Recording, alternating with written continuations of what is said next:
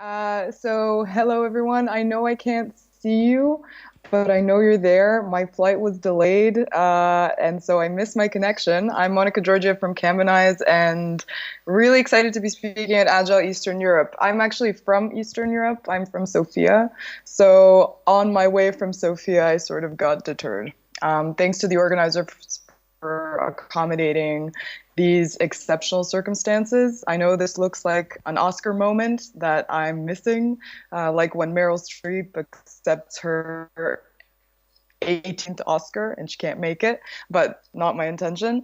So I encourage you to save your questions until the end because I'm actually going to turn off my video and I'm going to share my screen so that we can follow along with my presentation on lean and agile marketing with Kanban. So thank you so much for coming. Just one sec.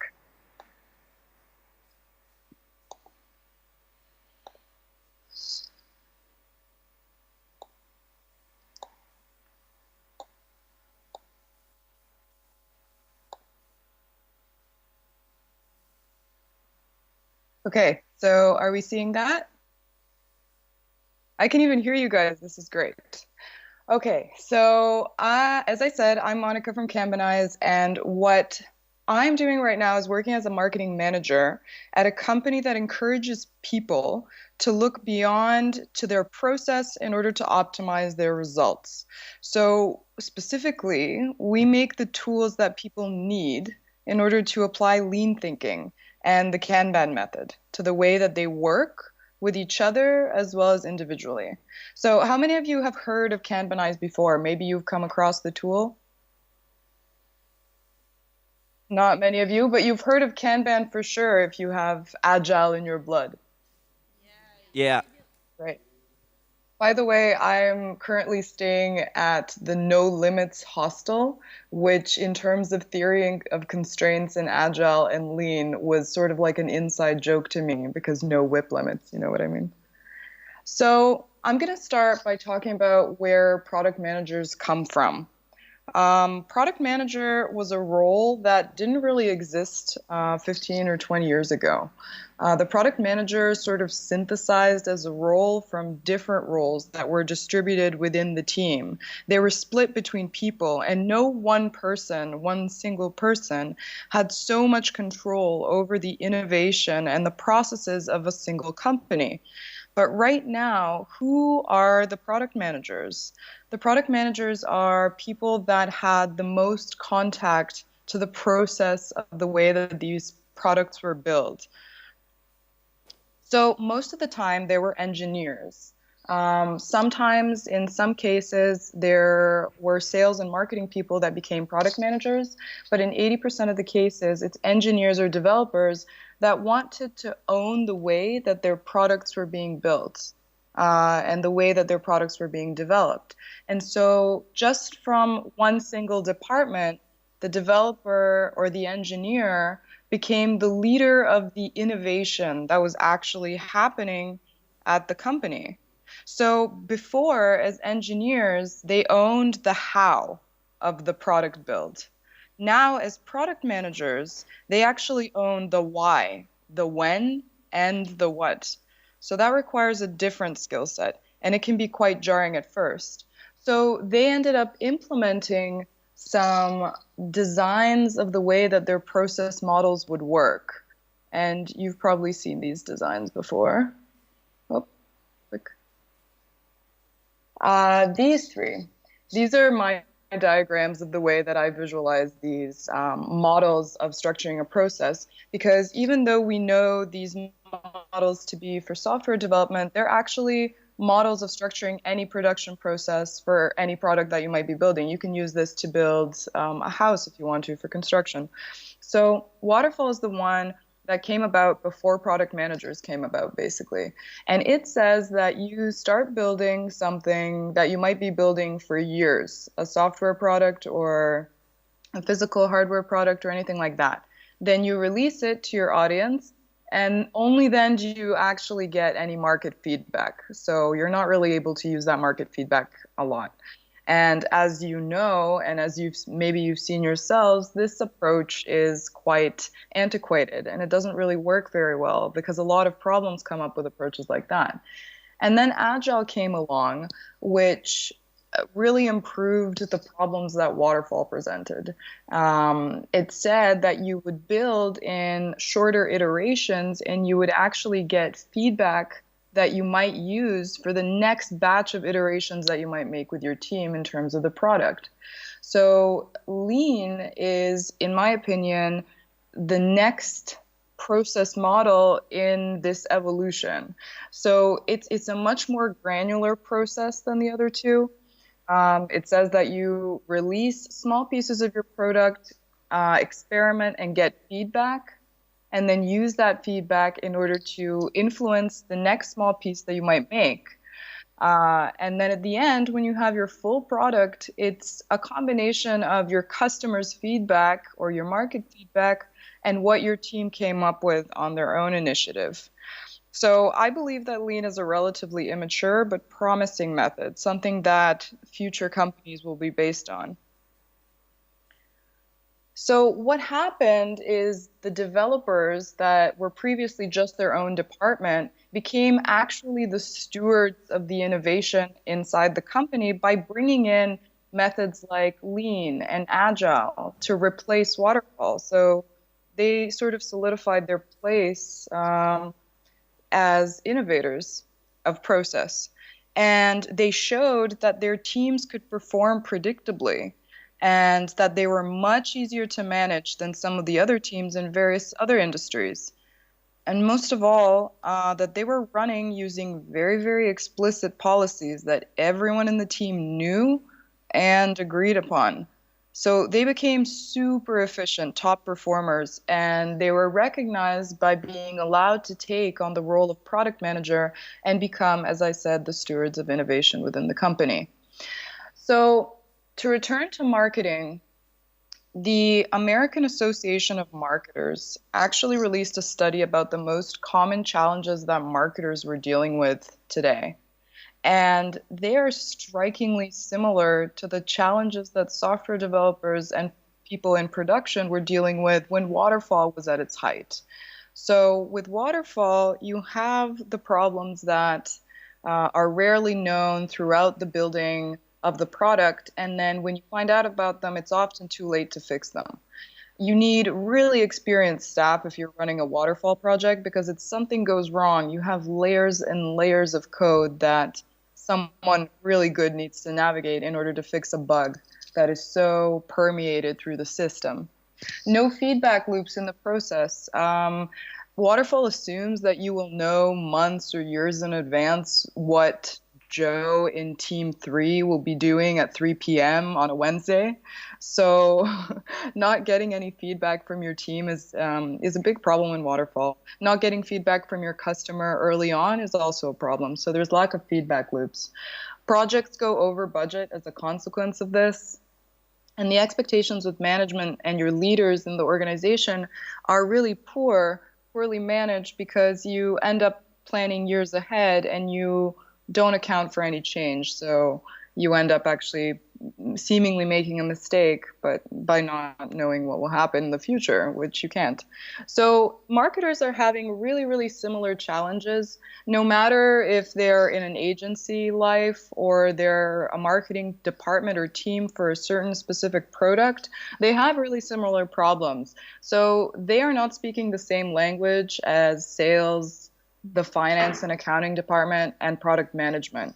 They're working in a totally different way. So they have the lack of communication as well. And the lack of experienced staff is also a problem with them. I don't know if you know, but about 70% of interns in the world are actually marketing interns because I'm actually not sure of the reason of this, but they're obviously in need of experienced staff. They have lack of reporting, and this is part of the communication problem as well, that they actually can't communicate their problems to the software developers that they need to help them implement some changes, and they are having difficulty communicating results to their management as well. Lack of budget is also a problem because their projects go over budget. They have a really hard time explaining where money is spent, why. Lack of expectation management with their leaders. Similarly to waterfall software development, marketers are actually required to make annual plans a year ahead, or sometimes it's even 2 years ahead. So they have a similar problem. The expectations there are really unrealistic. And both of these types of plans in waterfall and in marketing are really based on a fallacy, because how can you predict the future so specifically? Simply can't. So technically, what I'm trying to say is that marketing is really still stuck doing waterfall. How do we get out of this? If marketers want to grow beyond their department, just like engineers did, they can actually become leaders that oversee the entire customer experience in the company. But in order to do that, they're going to need to communicate with sales and product management and speak the same language, the language of lean, and be efficient. They need to show product management that they can work alongside on the same platform and be successful with that. And marketers can move beyond just what they manage directly. They can actually have a lot more purview within the organization. I think one of the problems that is preventing marketers from already being lean is that marketing KPIs are super results oriented. And that's good because they teach us that you should be results driven, which is great.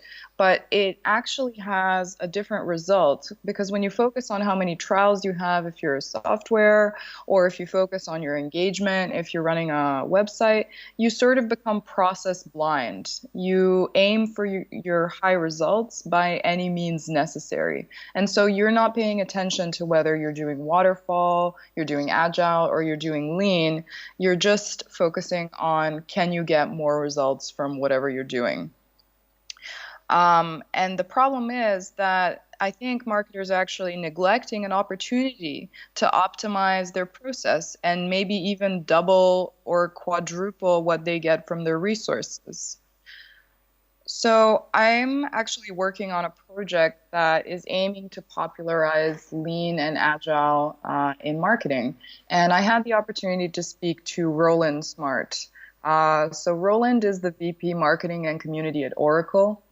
He actually became part of Oracle when Oracle acquired Involver, where he was working as VP marketing as well.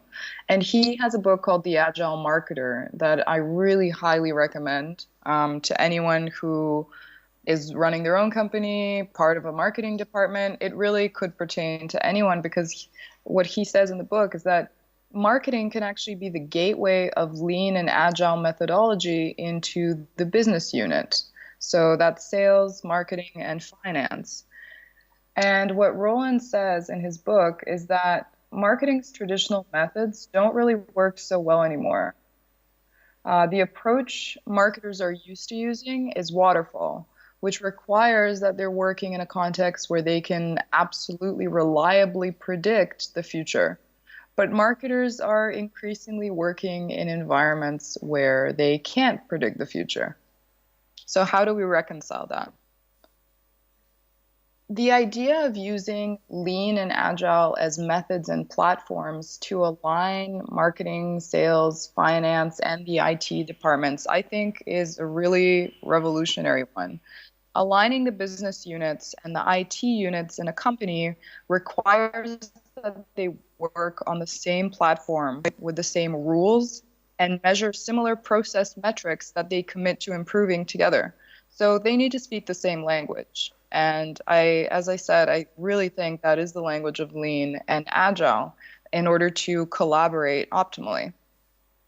So I'm making a case for Kanban as the tool that marketers can use. Uh, my slide hasn't changed. Why is that? There we go. So I'm making a case for Kanban as the tool that I think suits marketing best. And that's supported in a lot of the literature that's coming out recently. So I think Kanban suits marketing teams because of the way that marketing teams already are. Marketing never stops. Marketing doesn't happen in iterations. So to me, that immediately rules out Scrum as a possibility, maybe in the future. But because Kanban is a flow-based method, this is really cool for marketers because they don't really need to change much of what they've already been doing in terms of their process. And it's not as prescriptive as other methods that exist because marketing is a creative process. So having too many rules might actually turn marketers off of using any one of these methods. And it's really easy to onboard.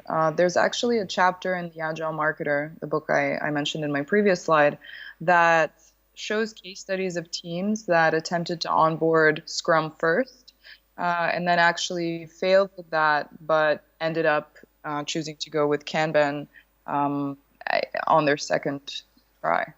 So I think one of the reasons is that you can build on top of Kanban. Kanban says begin with what you have and then build on top of that. So I think that's very unintimidating for marketers. Also, there is a case for Kanban actually aligning Lean, Agile, and Scrum because it does take some aspects of each in order to sort of unite it into one method. And in that way, Kanban is actually very inclusive of other methods, and it unites Lean and Agile. It's also assumed that you start with what you have and add on. And in addition to that, you have stand-ups, which are one of the best things from Scrum, absolutely, in my opinion. And you don't just onboard something ready-made. You actually have an opportunity to customize.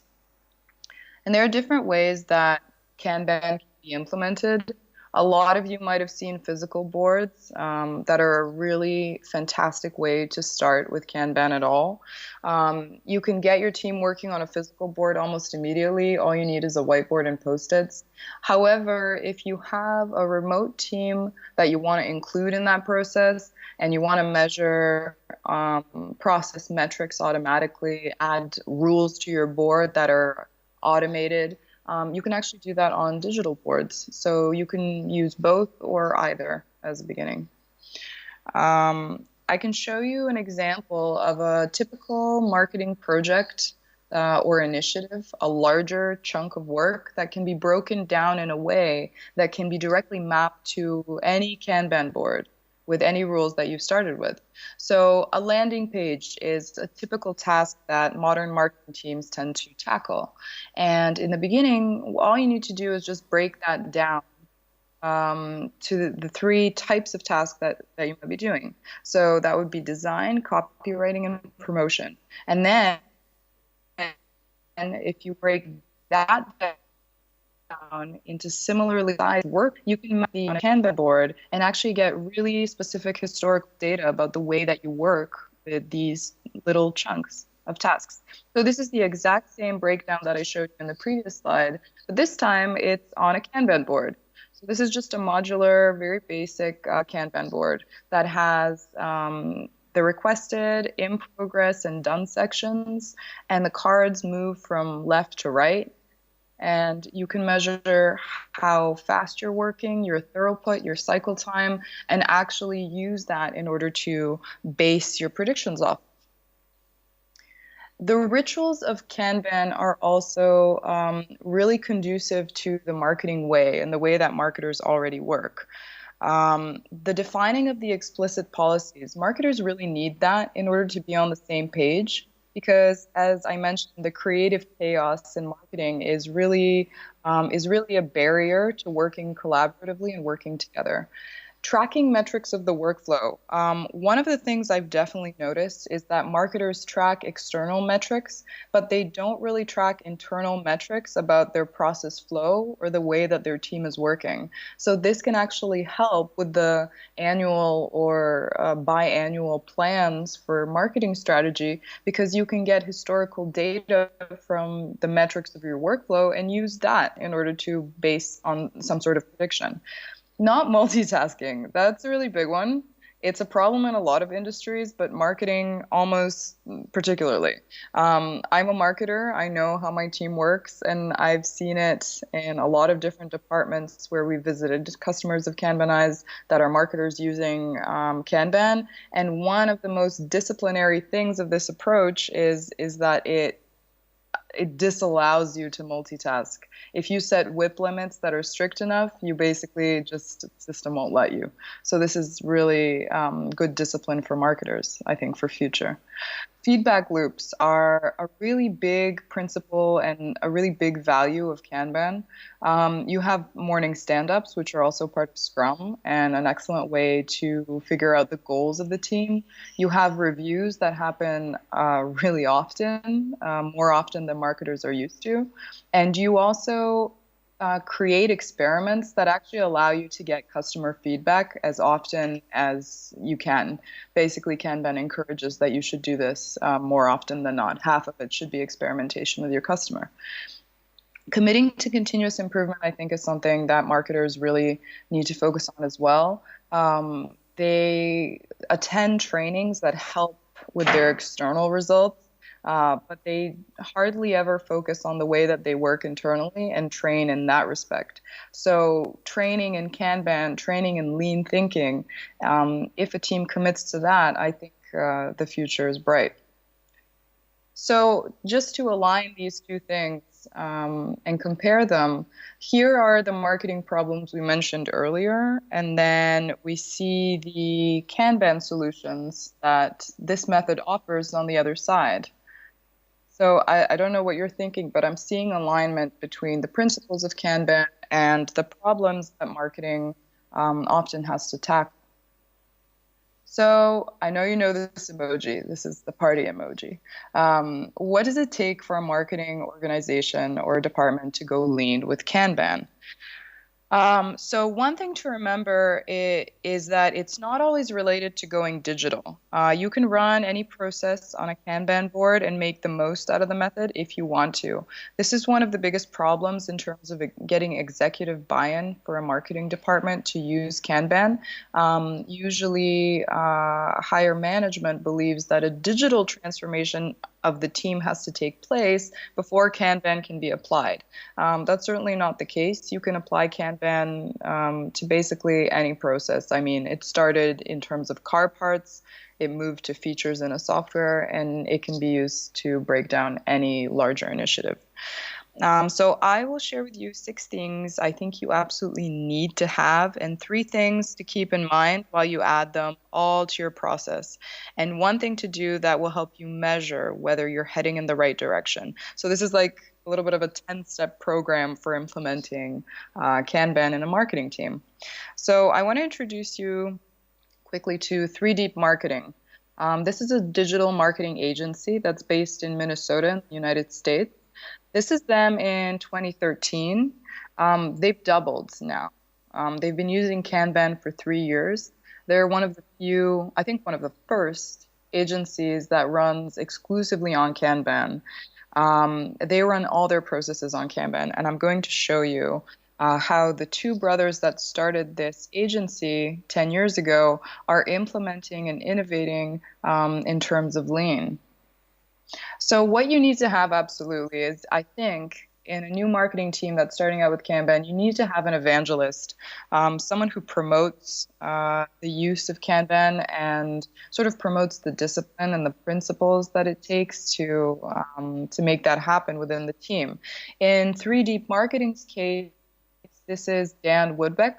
Dan Woodbeck is the chief of operations there, and you can see him standing in front of what you might recognize as a heat map. So this is something the organization did not use before Kanban, and they use the heat map in order to find out which parts of their process are most problematic and where they might have bottlenecks. So he's the guy who promoted the use of Kanban, and his motto is, "An innovation a day keeps the bankruptcy lawyer away." So I happen to really like this because it's a type of mindset that he seems to have shown to the team, and it's one of the things that motivates them to be lean and to continue being lean. So I think that you also need to have a master portfolio board that tracks different campaigns. So in the next slides, I will show you what the campaign board might look like. But for someone like Dan Woodbeck, it's really beneficial to have a master portfolio board in which Kanban cards are large projects with linked cards that are smaller initiatives on other campaign boards. So the master marketing board is like a bird's eye view of what states are the campaigns that we're aiming to complete in. I also think you need visual Kanban boards that reflect your marketing process, obviously. So it's important to be able to set work in progress limits that will help you keep your SLAs, because marketers have SLAs just like customer support teams do. Board, wherever it is hosted or wherever it is pinned to a wall, needs to be accessible to everyone. Boards can be linked to each other. In digital tools, this is really easy. I've seen it done in physical boards as well. 3 boards on 3 different walls are linked with string. It's not the most efficient way, but it is some way of visualizing the connection between different tasks. And if, sorry, can you guys hear me? I just lost sound. So hear me? Yay, great. So you can also have automations that say that if your team member in team 5 moves a Kanban card to in progress, something else will happen on another board. So this is a great way to take the menial tasks away, the recurring tasks that you don't have to think about. So you can have no human error in Kanban if you get to the more complex level of its implementation. So this is, if it's coming out yet. This is one of 3D Marketing's real boards. This is the structure of their board. This is their SEO and content Kanban board, in which they actually formulate content for customers like Nestle, Gerber, Red Wing Shoes, and others, and actually get them approved. So they work with their customers on this Kanban board, and you see that column external review. When a content Kanban card enters that column, their customer actually gets a notification in order to approve the copy of that card, the format of that card, the date they plan on publishing that content, and whether it fits their criteria in terms of quality. So this is a great way to collaborate on that level as well. Yet another. The 3 swim lanes that exist for them are expedite, which is when content is really urgent, maybe it's a press release, something related to a deadline. Projects are their larger initiatives. And maintenance is some articles they've already published that might need to be edited, or things might need to be added in the long run. So this is a real board in their company. This is the email marketing board, also from 3D Marketing. This has several more columns than the other one in the in progress section, but at the same time, they use it to collaborate with their customers on it, and they get views and approvals for their copy, the format, the infrastructure behind the email marketing campaign. And so you might have cards on this board that are linked to campaign cards on the master board, so that you know when all of the emails related to an email marketing campaign are incomplete, the actual larger campaign card might automatically move to done. This is something that you can make happen with Kanban, and that makes your data a lot clearer. You can also run design on it, which is so fantastic. Our designers at Kanbanize actually use Kanban boards, and their design cards are linked to content cards on the content board, because usually every design card will need some content, whether it's a banner or a billboard, you're going to need some sort of writing there. And so we have a different team for that. And this is what happens at 3D Marketing as well. And this is just another testament to the fact that you don't need to be running an exclusively digital project in order to run it on Kanban and be lean. You can do design if you want. So the fourth thing you need to have if you want to do Kanban in a marketing organization is a way of collaborating with stakeholders on the same platform. So like I told you, 3D Marketing is already doing this by letting their customers have access to their Kanban boards that get updated every day. So they know exactly what state their projects are in or their initiatives are in. And it's all very visible, very clear. So there's no communication problem there if the board is being updated regularly. what customers can see when they come into a board like this, they can see what is priority. They can actually rearrange priority on a Kanban board that is accessible to both the team and the customer to say, I'm the customer and I think that this should be higher priority because this is what we're focusing on now as a company. Is anything blocked? You can see blockers on the cards that are going through some sort of problem or there's something that they're dependent on. Did we miss anything? A stakeholder might see that a card for a certain initiative that they really wanted to see completed is missing from the board. They can make a card and give it an assignee, a priority. They can link it to a campaign card or anything like that if they have the permissions to do so. Is everyone on the same page? This is one of the main questions that gets answered when a Kanban board comes into play in the relationship between a customer and a team that's working on a project. You can do this for software development as well. The moment the customer has access to the way that you work and your process, even if they're just viewers, it really builds trust in the relationship that you have with your customer. So they have access to see how you're working. And I think they'll like what they see, especially if they see this. A way of measuring the stability of your workflow. This is a cumulative flow diagram. You may have seen it as a burn down chart in Scrum, but in Kanban,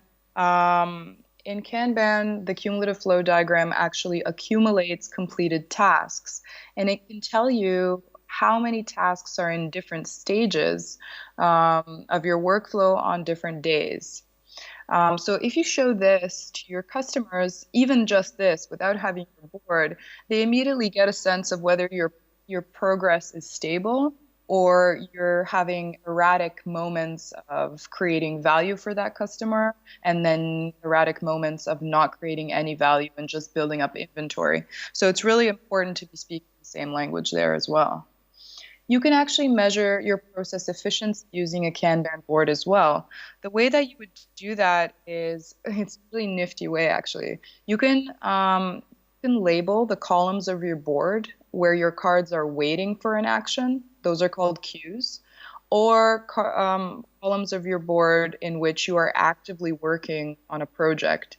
And if you take the ratio between the time your cards spent waiting for someone to take action and the time your cards spent being actively worked on by members of your team, you can actually get an efficiency percentage and show that to your customer. And I think you can also show it to your higher management because this is a percentage that makes sense.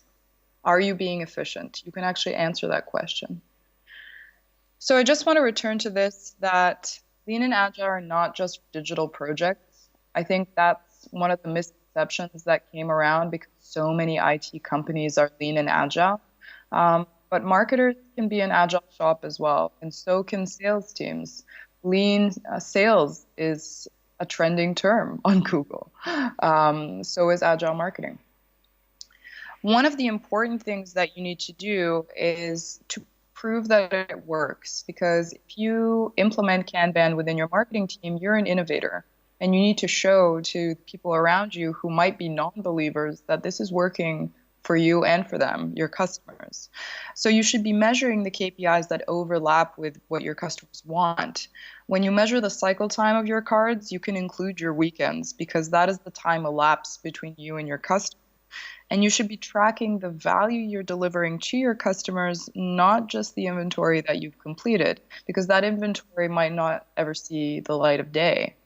Monitoring efficiency is also a big deal. Are your work items spending more time waiting or more time being actively worked on? And if your cards are spending more time waiting on your Kanban board for a review or waiting for someone to pick them up from the requested column, then you might have a problem that you can continue to solve.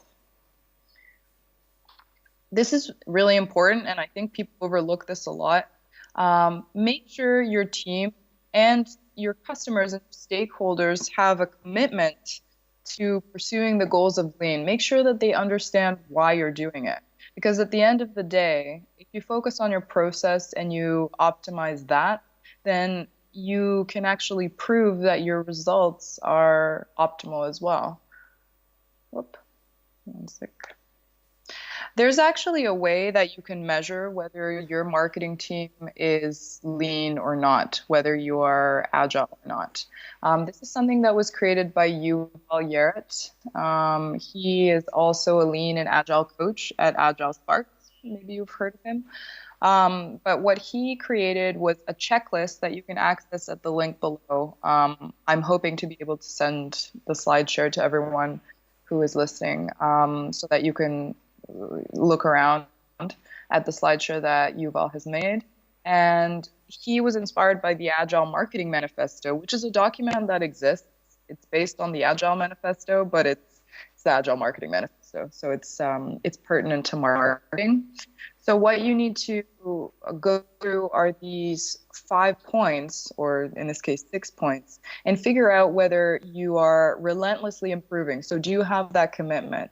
Lean and agile leadership. Do your executive staff believe that this is working?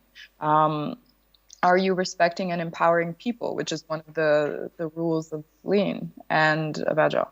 And are you getting that flow of work and flow of value to your customer? How are you experimenting? Are you validating what you've learned? And are you a value-oriented organization or an inventory accumulating organization? So you should take a look at this. There's an entire test that you can do with your team. So all in all, why would I want to do anything of what I just said with my marketing department? I think this is the question. One of the main things that is really important and needs to happen if marketers want to grow is to be more aligned with product management, to work with each other collaboratively to influence the product and value the customer experience, because that's one source of feedback as a feedback loop. Serve as a gateway for lean and agile into the business units. I think marketing is in a really unique position to promote lean and agile beyond IT. I think this is the next step, and you can be part of it if you take it to heart and commit to lean thinking in the marketing department, which is a really creative, chaotic department, so it's not easy. Being more efficient and predictable in the way that you work. I think everyone can basically benefit from that. I think at the end of the day, your stakeholders will thank you for this. Your team members will also feel that their work is actually reaching the end customer and is being appreciated in that way. Marketers have a really big problem of accumulating inventory that never reaches the light of day, and this can be very damaging. It's like a failed sprint in the way that people feel after that. Delivering more value to the customers as they grow. Once again, this goes to speak for the fact that customers and marketers can have a really positive relationship between each other because they can work together to deliver the most value. This is what being most efficient actually looks like when you're working collaboratively with your customer, because that way you can get feedback often and early. And it's proven to be better. We actually have case studies of IT teams. A lot of big IT companies are using lean and agile to be more successful. Manufacturing is also another industry. So that's already 2 industries that have benefited from this approach. And marketing need only experiment in order to see the same results. So the question now is, before it was, why would marketing want to go lean and agile? And I really believe that now the conversation is around, why aren't all marketing teams like this? Because it simply makes sense for us all to align around a methodology that keeps us efficient and makes us use our resources optimally. So overall, I did mention I'm writing lean and agile marketing with Kanban. I think I want it to be a book that I write in a lean way. So I have 3 of the first chapters that go through the strategy that your team might want to adopt to implement lean marketing using the Kanban or Scrum. So I have these 3 chapters that I would like to send to anyone who's interested. So you can just shoot me an email or mention me on Twitter at Georgieff, and you will get the first 3 chapters of this book. Very exclusive offer, only for Agile Eastern Europe attendees. This is true. And I would love to hear your feedback about it. Thanks. So, Monica, can we ask some questions? We have left 3 minutes. Any Yeah, questions? absolutely. I don't know if I can hear you very well. There's a lot of an echo, so I could only pretty much hear myself. Maybe you can speak closer to the mic. I have microphone. Is it better? Can you hear better? Yes, I think I can hear you now. Thanks. Okay. So questions. Hi, Everything was Monica. clear? Hi, Monica. Can you hear me? Yes, I can hear. Oh, nice. My name is Yuri. Thank you for the presentation. So my question is regarding multitasking, and is it somehow related to the work in progress limits? Because I haven't noticed any VIP limits on your screens. So the question actually, how do you manage multitasking in marketing teams? Yes. So you broke off in the middle there, but I think I understood your question. There's a lot of rules in Kanban that could actually help with multitasking. The WIP limits are definitely the main one. You can actually set WIP limits that are on the system level. So, for example, I'm an assignee on a Kanban board that is part of a network of several Kanban boards related to a project. And I can have maybe 10 cards in progress maximum on any of the boards. So this is a really lenient WIP limit. But in my marketing department, I know that the WIP limits of the marketing board are one per person. So we have 10 members of the team. The WIP limit on the in progress column is 10.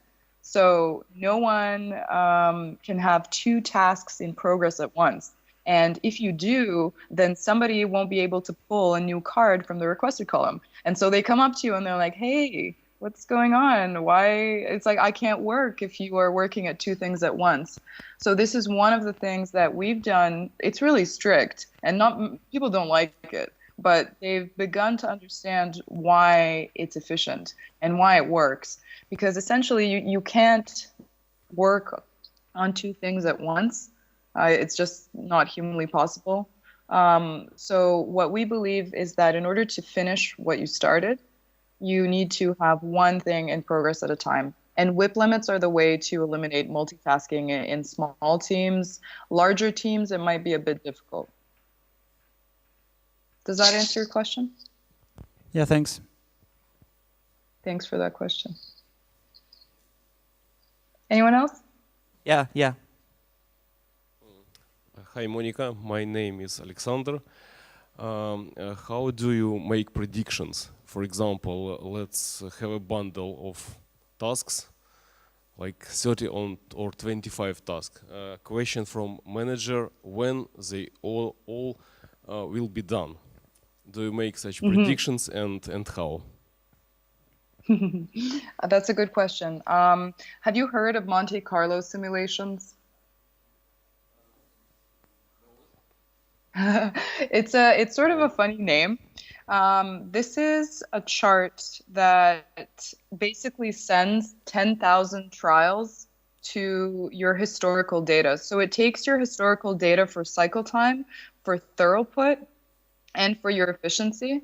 And it takes the amount of tasks that you've done in a certain point in time in the past. So you choose. For example, between February and March, you completed 100 tasks. And you want to see between March and April, how fast are you going to, oh, I see you guys.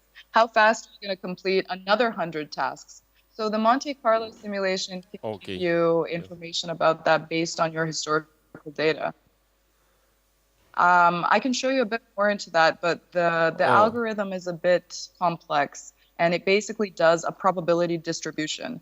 So Kanban says that you can have answers based on probability as opposed to specific answers. So the Monte Carlo simulation, if it goes through trials of your system, of your historical data, you can actually get, for example, there's a 50% chance that you will be done in 15 days. 100 tasks that are the same size as the 100 that your historical data is based upon. Does that make sense?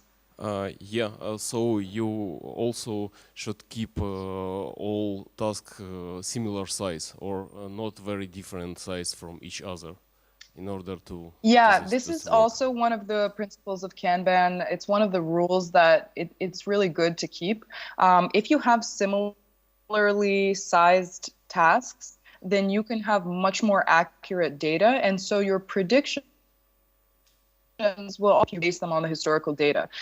So in our marketing team, we also have a policy that says that if your work item is taking more than 15 days, then it means that it should be broken down into smaller pieces, which is exactly what I showed you earlier in the landing page example, in which you can actually break that project down into much smaller pieces and have them run through the flow of the system, so that you can get more accurate results for your timing. Because obviously, if you have a project that takes 100 days and it's huge, it's going to look like it's moving really slowly through the system and creating a bottleneck. Yeah. Thanks. Good question.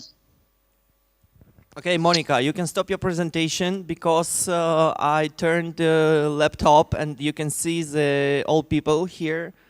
Yeah, I see you guys. Please, Yay, can you thank see us? Yeah, I can see you all. We I'm cannot so see you, excited that I managed unfortunately. to come. Oh, I'm scared that I'll touch something and I'll just break the whole system. Wait, one last try for. I think I turned my camera on. Is it working? Yeah, we can see you. So hi, thank you guys. Thank you, the organizers, for accommodating this weird scenario. I'm sorry I missed my flight. It was British Airways.